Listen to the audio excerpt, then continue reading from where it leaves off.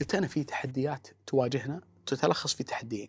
الأول، ما هي القوانين التي تحد من استخدام الذكاء الصناعي محليا ودوليا؟ أنا سمعتي وعرضي ميدان مستباح في الذكاء الصناعي. فاليوم قدرته على محاكاة الصوت والصورة، صح. يعني حتى واحد جاب مقطع فتوى، يعني اترك الآن خلي جانب واحد بيجيب فيك العيد في سيارة، هذا بيجيب فيك العيد في حكم شرعي مرتبط بأحكام العبادة. أوف. أي. فالآن قدرته على محاكاة صوت المفتي، مو بس يحاكي صوته، طريقة وقفه وابتدائه. الحين أنا وياك عندنا متلازمة صح. نتكلم فيها.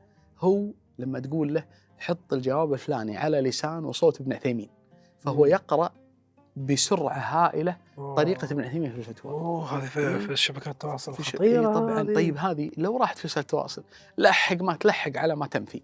طيب أنا عندي قدرة بحكم بحثي العلمي، عندي قدرة على التمييز، بس الشريحة الأكبر ما عندها قدرة على التمييز في صحة الفتوى من عدمها. طيب. فالتحدي الأول هني لازم تجي قيمة أيوة تضبط هذا الموضوع. أي طبعا راح نتكلم عنها، اللي هي قيمة، هذه القيمة الخامسة، التحقق. قيمة التحقق من المعلومة. هذه قيمة وكل الله. والعجيب اسمع السالفة. فمرة واحد نقل لي شات جي بي تي فتوى، ونقل نقلا ذكره المغني لابن قدامة صاد جزء.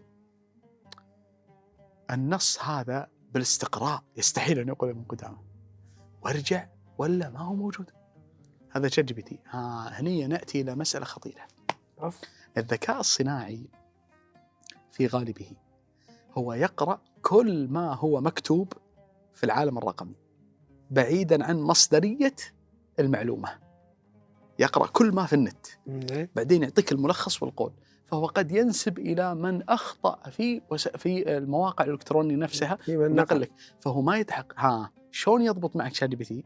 إلا أن قل لي قول ابن قدامة في المغني في كتاب الصلاة باب سجود سهو، راح قل لي يا نقلا. فالسؤال سؤالك. طيب إذن هو يعتمد على قدرة المستخدم وثقافته السابقة في البحث العلمي.